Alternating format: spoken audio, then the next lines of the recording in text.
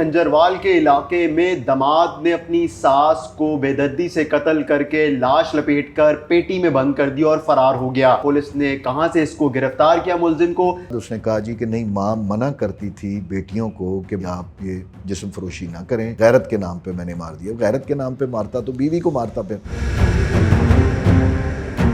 عامر صاحب یہ بتائیے گا کہ داماد نے اپنی ساس کو قتل کیا، یہ سارا کیسے واقعہ پیش آیا اور پھر یہ کہاں فرار ہو گیا تھا، اس نے لاش کہاں پھینکی؟ بڑا اندوناک واقعہ ہے یہ۔ 15/2/2024 کو شام کے وقت پولیس کو 15 کی کال ملی۔ اس کی جو بیٹی ہے خاتون کی، اس نے کال کی کہ میری والدہ جو ہیں وہ نہیں مل رہی۔ تو اس پہ ایس ایچ او جھنجھروال اور ہماری انویسٹیگیشن کی ٹیم نے موقع پہ رسپانڈ کیا، اور جب وہاں پہ پروب کیا تو یہ پتہ چلا کہ ایک جستی پیٹی جو ہے وہ کھلی ہوئی ہے، اور اس کھلی جستی پیٹی میں لپیٹ کے بستر میں اور پھر اس کے بعد ایک شاپر میں لپیٹ کے اس ناش کو وہاں جستی پیٹی میں پھینکا گیا۔ تو اس سے پھر ہم نے مقدمہ درج کیا مرڈر کا اس کا، اور اس میں جو ان کا ایک داماد تھا وہ داماد غائب تھا۔ اس کی تلاش کے لیے مختلف جگہ پہ ریڈ کیے، نہ ایک گیجٹ سے اور پھر مختلف سائنٹیفکلی اس کو ڈھونڈنے کا طریقہ کار تھا، کیونکہ ان کو یہ پتہ نہیں تھا ان کے گھر کا کہ بھئی وہ ان کی لو میرج تھی، اور یہیں لاہور میں یہ لو میرج ہوئی تھی۔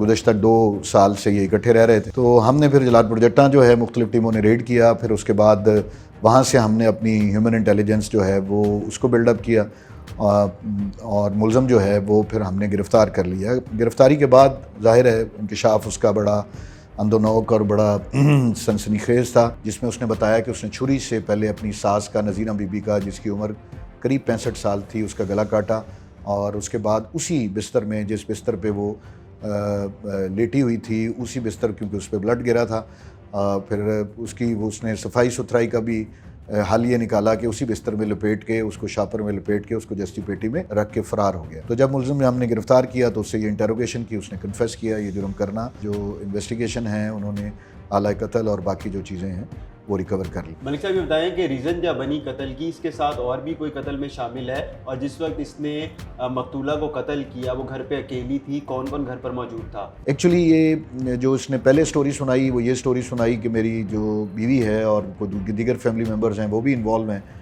لیکن وہ سیٹسفائی نہ کر سکا ہمیں اس ساری بات پہ، کیونکہ کوئی ریزن ایسی نہیں بتا سکا کہ وہ بیٹی ہے، اس کے کوئی اور بندہ کیوں انوالو ہوگا۔ پھر انویسٹیگیشن میں یہ بات سامنے آئی کہ شاید اس کا تعلق جو ہے کہیں قریب کسی اور خاتون سے ہوا، جس پہ اس کی والدہ جو ہیں یعنی اس کی ساس اس کو منع کرتی تھیں اور اپنی بیٹی کو بھی بتاتی تھیں۔ تو اس پہ اس نے یہ پلان کیا کہ کیوں نہ وہ ساس جو روز شکایت کرتی ہے اس بات پہ، اس کو راستے سے ہٹایا جائے۔ انویسٹیگیشن میں بات سامنے آئی ہے کہ اپنے دیگر چیزوں کو چھپانے کے لیے، یا جو شکایات نذیرہ بی بی جو اپنی بیٹیوں کو کرتی تھی اس کے کنڈکٹ کے حوالے سے، اس کو چھپانے کے لیے اس کو راستے سے ہٹایا۔ تو جب ملزم نے قتل کیا مقتولہ کو، اس روز گھر پر اس کی ملزم کی بیوی اور بیوی کی دیگر بہنیں بھی موجود؟ وہ 10-11 بجے جو ہیں وہ مختلف جگہ پہ کام کرتی ہیں دونوں۔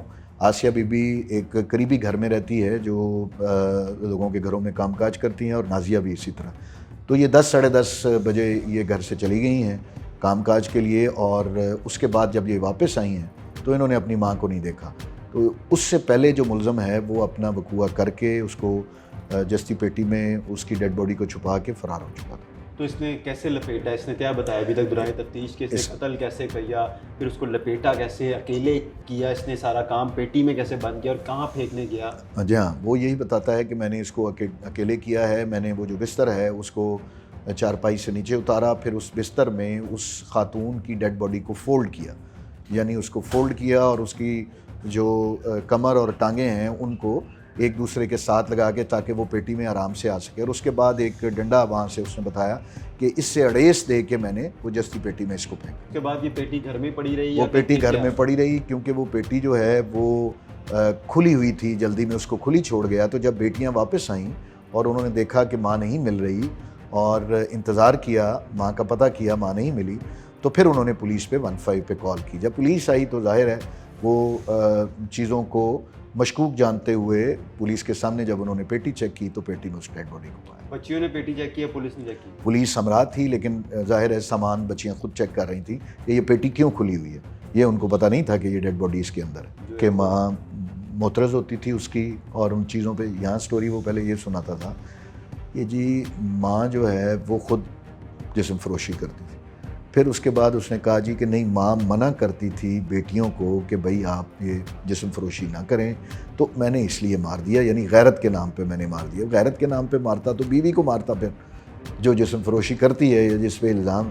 تو سٹوری یہی ہے کہ وہ ماں جو ہے وکیل یعنی خامند اس کا نازیہ کا اس کو منع کرتی تھی کہ بھئی تو آلے دوالے تیریاں شکایتاں آ رہی ہیں تو کسی دی کڑیاں نو دیکھنا ہے منع کرنا ہے تو نہ کر.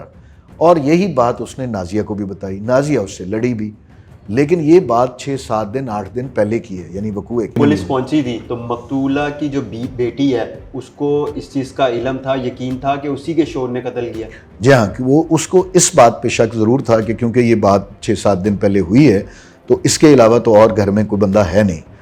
یعنی نازیہ اور آسیہ, اور جو نازیہ اس کی دوسری بیٹی تھی آسیہ, وہ تو قریب علیحدہ گھر میں اپنے خاوند کے ساتھ رہتی تھی. عقیل پہلے بھی شادی شدہ تھا اور اس کے بچے تھے.